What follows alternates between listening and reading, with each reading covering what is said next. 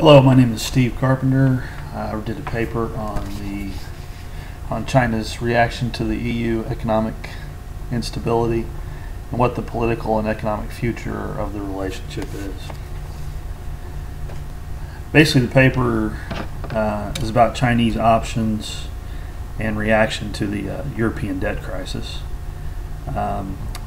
Europe is China's leading trading partner, so there's an obvious concern about Europe's financial well-being and how it will affect China. China's key to formulating a strategy is to first recognize who is making the decisions in Europe and in what directions those decisions might point. The key to understanding the EU is Germany. They're the largest exporter and the only country running a trade surplus at this point. They were the most influential country in establishing the parameters of the EU trade policies, and ultimately the solutions for the current crisis are going to fall on their shoulders. There's two realities for Germany. The first reality really is Germany needs the EU more than any other country because of their trade dependency. And for that reason, they want to keep the EU intact, because if any of the members start to withdraw, the whole system could fall apart. So Germany will demonstrate an aggressive stance towards these defaulting borrowers, but not to the point where the measures will lead to a default or withdrawal from the EU itself. As much as they can control that. If the finances aren't there, they may not. They may be beyond their control. We'll see what happens. Germany will work through the ECB, the European Central Bank, and the newly formed EFSF to attempt to solve the problem.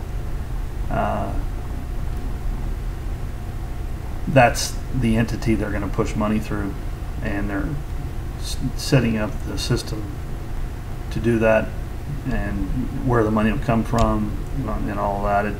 It's still being set up, and it's hard to know exactly how that's all going to come together.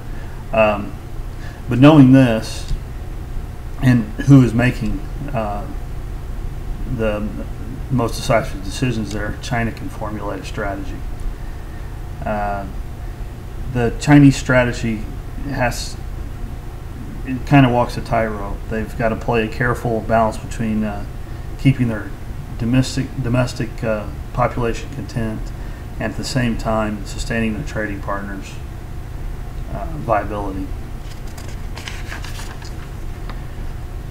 Chinese policy and their goals can be seen through their 5-year plan.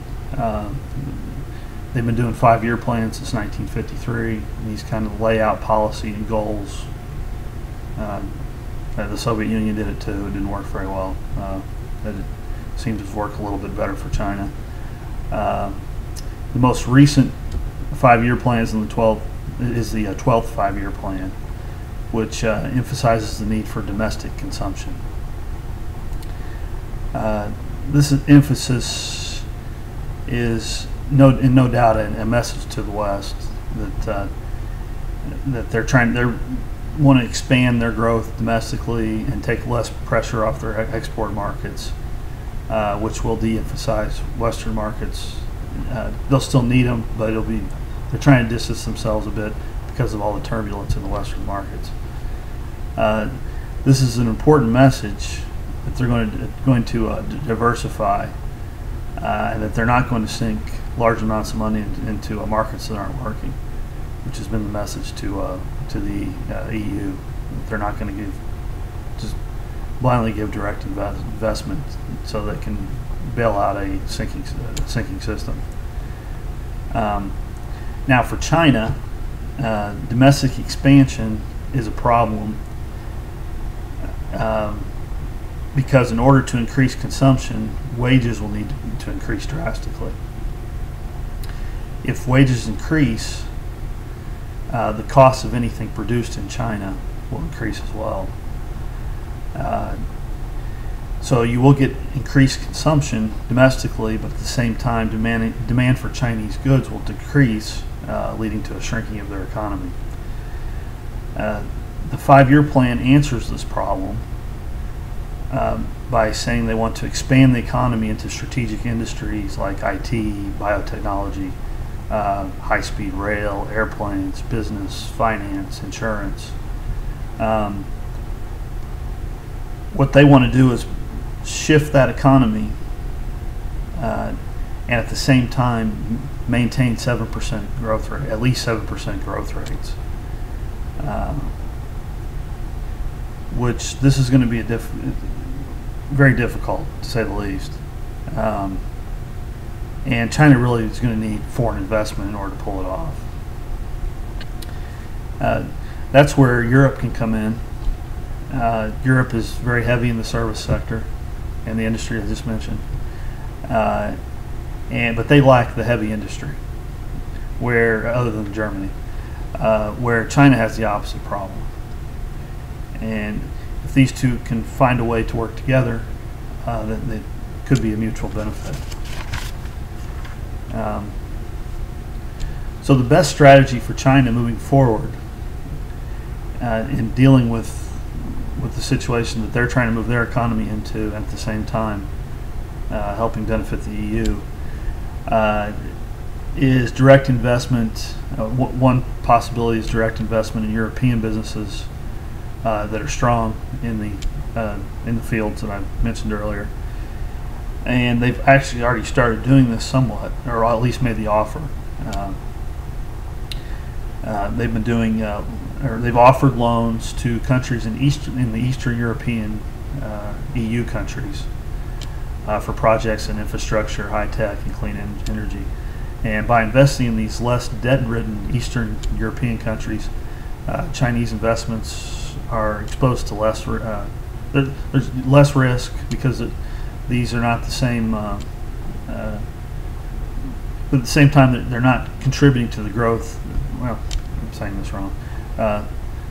Chinese investments are not exposed to the same risk as the debt-ridden Western countries, and at the same time, they're contributing to the growth of the EU, which will hopefully stabilize the EU as a whole.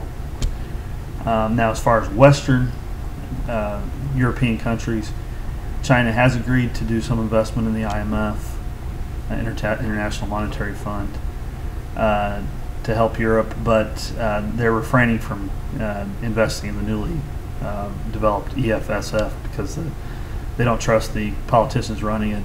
And with the IMF, there's more stricter austerity measures and really hasn't been any parameters set up with the EFSF yet on what time austerity measures are going to be required there. But the IMF does have a track record of putting in these tougher austerity measures, which China believes Europe needs, which I think they're correct on that. The other strategy is to allow European countries to come in and invest in high-tech, in China's high-tech industry, or the move towards that high-tech industry, and to build up their service sector. The problem which China faces is they seem to always kind of trip over their own tail. Everything revolves around the Communist Party and maintaining their power, and because of that, the military takes precedence, which causes inefficiencies, and it causes their business sector to suffer. Also, the tactics the Chinese military has used, such as cyber attacks and cyber espionage, has really raised the level of mistrust, especially these ones that are designed at the West, and they've stolen intellectual property. So it gives the West a lot of pause in doing business with China. You'll still see companies move in and do business with China. I mean, Western countries, for the most part, are free to go do business where they would like. But there's a large degree of mistrust there as well. So what China needs to do moving forward is obviously stop these programs and build up trust with the West before any kind of expansion of economic ties can occur. Until this happens, I think the goals of the 5-year plan are going to be extremely difficult to accomplish, and are going to take a much longer period of time.